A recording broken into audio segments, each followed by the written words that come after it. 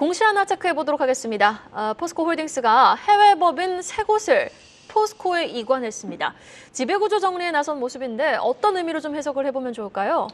예, 그 요점은 지배구조를 정리한 것인데요. 그러니까 이쪽 주머니에 있던 자금을 이제 오른쪽 주머니에 옮겼다, 그렇게 쉽게 이해하시면 되는데, 근데 이제 여기서 이제 주목할 점은 사실 포스코홀딩스를 사실은 지금 시청하시는 분들 어느 누구도 포스코홀딩스가 예전에 이제 제철 기업으로만 인지하지는 않으실 것입니다. 제철으로 인지했다면 지금처럼 주가가 이제 올라가지도 않았을 것인데, 물론 이제 포스코홀딩스 자체가 이제 작년에 지금 또 태풍이 오고 있는데, 작년 이맘때도 이제 흰남노 태풍이 오면서 포항을 갖다 완전히 침수시켰죠. 그래서 포스코가 이제 제철 부분이 완전히 초토화됐었는데 그 부분이 해소됐으니까 그거에 따라 이제 반사이익으로 이제 포스코에 대한 주가 올라가는 부분도 분명히 있겠지만, 그래서 사실 그게 아니고 이제 포스코홀딩스가 전체적으로 2차 전지 기업으로 탈바꿈하면서 주가가 올라간 것입니다. 그 포스코홀딩스는 말 그대로 포스코홀딩스 지주회사의 역할을 하고 있기 때문에 관련된 또 포스코 그룹에 많은 2차 전지 기업들이 있습니다. 이 부분도 이제 주가에 반영됐고 포스코홀딩스 자체도 이제 2차 전지를 하고 있기 때문에 주가에 반영된 것입니다.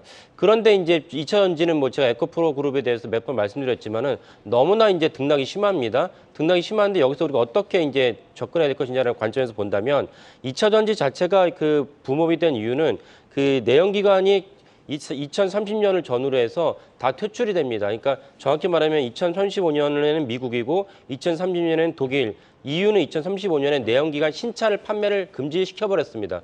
그러니까 이제 법안으로 금지시켰기 때문에 더 이상 완성차 기업들이 내연기관을 갖다 발전시키는데 에너지를 쏟지 않고 현대차 그룹이 현대 기아차 완성차가 세계 3위 올라선 이유도 EV, 그러니까 전기차 전용 플랫폼을 갖다가 일찌감치 개발했기 때문입니다. 테슬라가 이제 엄청난 이제 수익을 거두고 이제 세계에서 주목을 받은 이유도 테슬라가 전기차 기업을 갖다가 선도하기 때문이죠.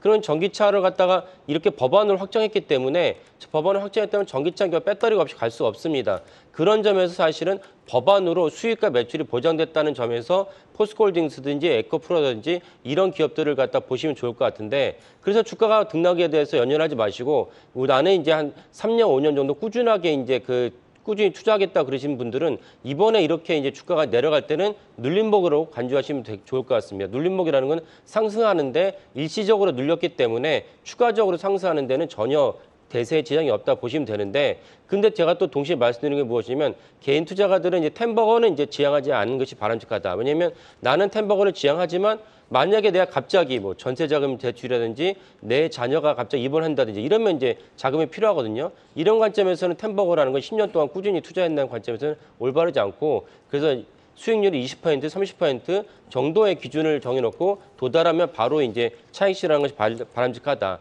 그러니까 이 두 가지를 갖다 병행 투자하시면 좋겠다는 것입니다. 그러니까 차익 실현도 하지만 나는 이 자금은 절대로 건들 자금이 아니다. 그러면 이제 꾸준하게 적립식으로 투자를 하시면서 3년, 5년을 지켜보시면 좋을 것 같다. 그런 관점에서 포스코홀딩스를 소개해드렸습니다. 마지막으로 실적 공시 하나 체크해 볼 텐데요. 지금 게임주들도 속속이 실적을 발표하고 있습니다. NC소프트 실적 많이 부진했네요. 2분기 지금 영업이익이 353억 원으로 전년비 71% 급감한 수치를 발표를 했고, W게임즈는 그래도 양호한 실적을 발표하면서 과연 오늘 그 두 주가의 추이가 희비가 엇갈릴지 여부 좀 지켜보시면서 게임주들도 한번 대응을 해보셔야겠습니다. 자, 이어서 하림에 대한 실적도 한번 체크해 보겠습니다. 2분기 어닝 서프라이즈를 기록했죠? 예, 매출은 4.87억 원이고 영업이익이 393억 원으로 영업이익이 이제 전년 동기 대비 118%를 뛰었습니다. 그래서 사실 이제 살처분이 있었는데도 불구하고 영업이익이 올라갔다는 것은 그 사이에 이제 하림이 이제 자기의 생산 제품에 대해서 체제 개선을 했다 이렇게 볼 수가 있습니다. 포장육도 고부가치 제품의 비중이 확대하면서 이번 영업이익이 많이 올라갔습니다. 근데 하림은 이 본질적인 닭고기를 얼마나 잘 파느냐, 닭고기 시장이 어떻게 느느냐도 중요하지만 이런 것 말고도 이제 예를 들면 이제 하림이 지금 2세 승계가 이제 거의 일단락 됐습니다. 일단락하는 과정에서 공정의 징계를 받았죠. 왜냐하면 김은국 회장의 아들인 김준영 이사에 대해서 너무 지나친 일감을 했다는 것을 이제 공정위가 지적을 했고, 양계동 물류센터 옛날에 파이부지입니다. 거기에다가 이제 결국 6조 원 규모의 이제 주상복합 건물을 짓기로 했습니다. 이거는 하림 그룹 전체의 큰 어떤 계기가 될 것이고요. 그다음에 또 하나 중요한 건 뭐냐면 하림이 아시는 분도 계시지만 이제 펜오션을 갖고 있습니다. 근데 펜오션을 갖고 있는데 HMM이 지금 이제 인수보자로 이제 거론되고 있습니다.